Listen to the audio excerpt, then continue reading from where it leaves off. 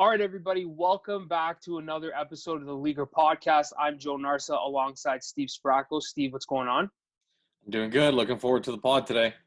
Well, yeah, same, because I am so excited for today. It's my pleasure to introduce our next guest, who to me is not only a stand-up guy, but also a bit of a cult hero for me in Toronto for his work ethic, physical play, his ability to lay it all on the line. And everybody knows when you talk about a guy who blocks shots, you talk about the guy next to us in the next box. Drafted 84th overall by the New Jersey Devils in 2005. Over 700 pro games under his belt, which include 219 in the NHL with the Devils, Maple Leafs, and Oilers.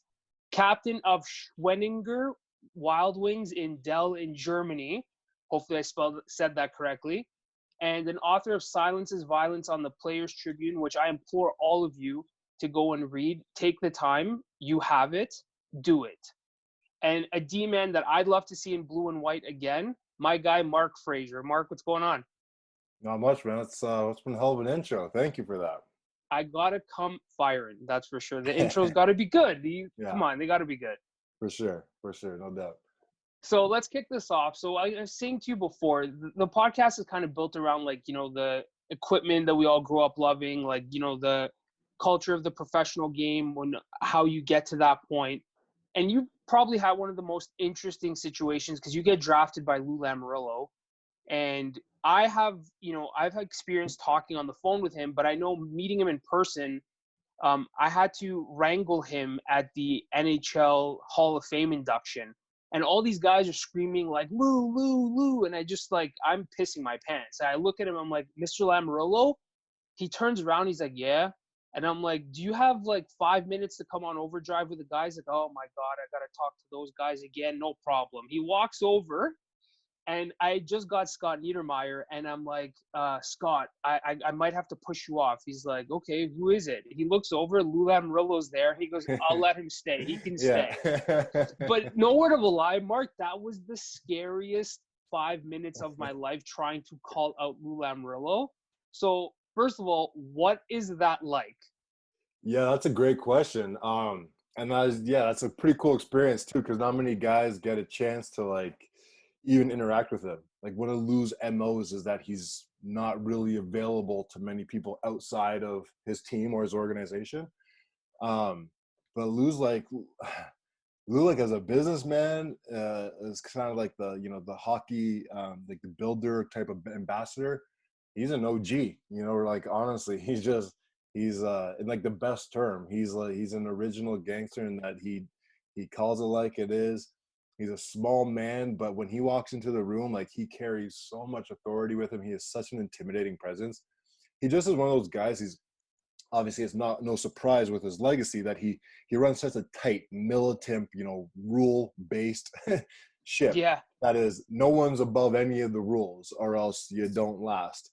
But when he conducts himself that way and he demands the same type of professionalism from his staff, from his players, from anyone in the organization, when you're starting off with getting to know this guy as an 18-year-old dude, that's pretty intimidating.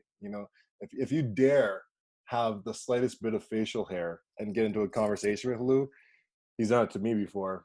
He's not going to look you in the eyes. He's looking at your chin. He's looking at your chin, and the whole time you're like, I need to shave. I can't believe I'm talking to him right now. I need to shave. I'm like, why am I putting myself in this situation? No chance he's coming on this pod then. No, oh my God.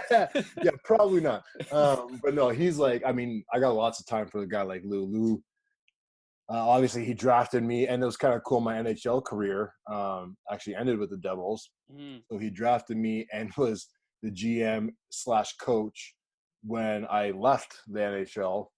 So no, I got a lot of time for him, but yeah, man, he's one intimidating dude to ask any favor for. I called him maybe 2 years ago because I had this cool picture of myself the last time I played with the Devils. I was hitting Anisimov, kind of blowing him up right in front of our bench, and the three coaches on the bench were Lou, Adam Oates, and Scott Stevens. So I already had Oatesy had signed three of the pitchers for me.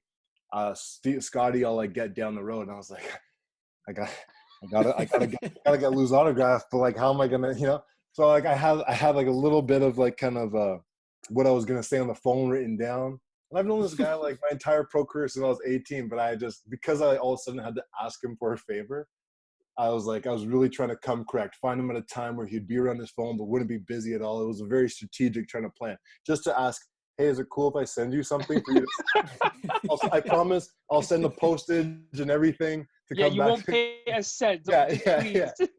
But no, yeah, you're right. He's a demanding dude for sure. So that's the thing. Like, so when guys get drafted, the first thing you think is like, oh, I'm getting fully set up. I'm going to have the new gloves. I'm going to have like 1,000 sticks. I'm just going to live it up. Mm-hmm. But from everything I know, like the inner circles of the NHL, everybody had heard that the New Jersey Devils were like, you don't get an unlimited amount of gloves. Yeah. The AHL, you use what they gave you. From what I heard, it was only Reebok because that was their contract. And they were probably one of the most tight-knit when it came to, budgeting for equipment. But that's the thing we're probably all most dying for when you see, when you go get drafted, you want to put on the jersey and then you want the gear. Right. One of the two main differences when I was with the Devils, which at the time were run by Lou, and the Leafs before Lou would have got to the Leafs, was that exactly. So the cool thing, actually, one of the kind of cool things that Lou would do, as you mentioned, in the minors, everything's exclusive in the AHL to CCM Reebok, right?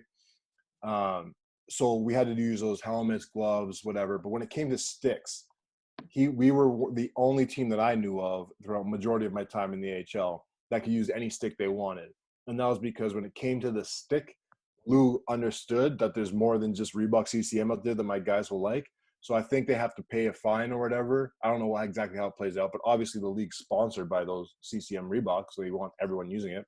But the Devils never had to. The Devils farm team never had to use CCM Reebok sticks exclusively. We could use whatever we wanted. So I'm very grateful for his my boys are going to get what my boys want kind of attitude there.